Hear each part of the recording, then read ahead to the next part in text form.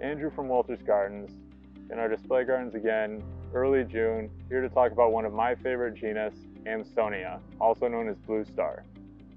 So what makes this genus so great? It's generally a very long-lived perennial in the garden, very durable, prairie origins, excellent root system, digs down very deep.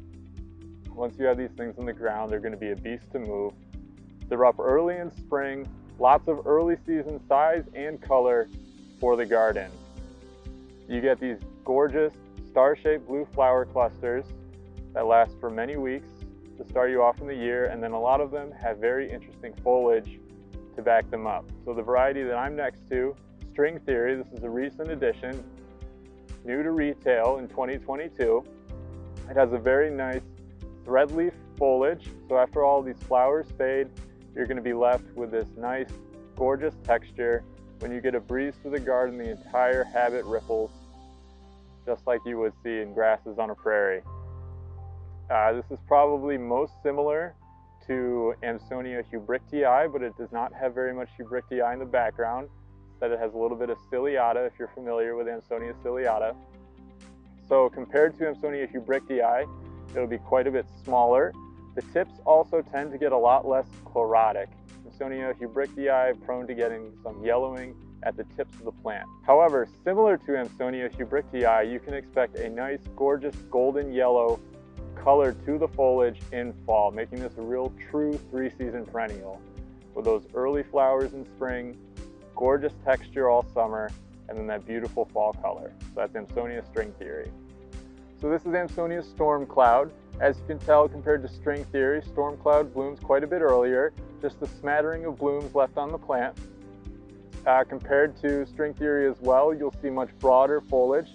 This has that Amsonia taberni montana species in the background. This is actually a selection of the native species found growing in the wild.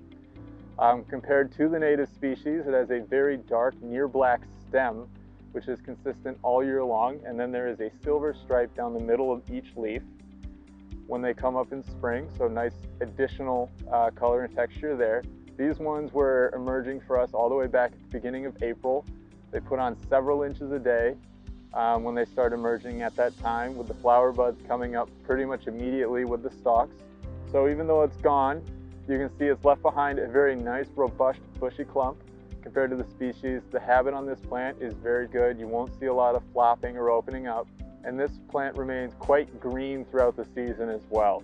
You will see some yellow color come fall, but that is just your typical fall color, fall transition for a perennial. Next up, we have Amsonia Starstruck. This is another Amsonia taberni montana selection.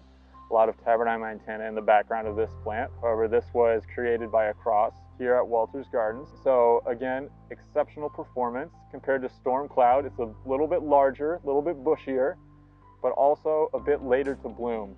Blooming about once Storm Cloud has really passed peak.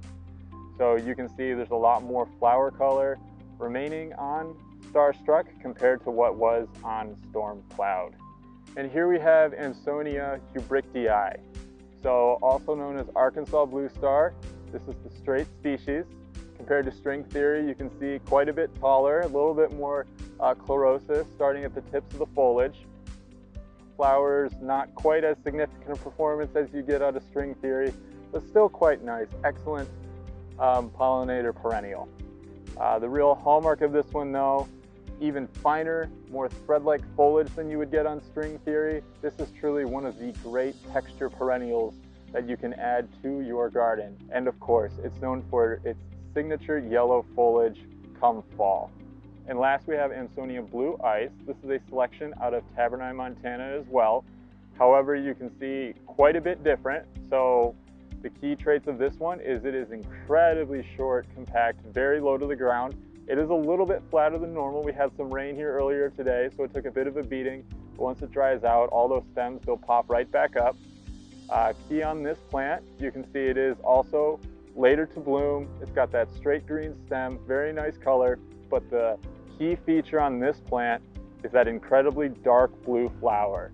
So this plant has some of the darkest blue flower colors you can get on an Amsonia.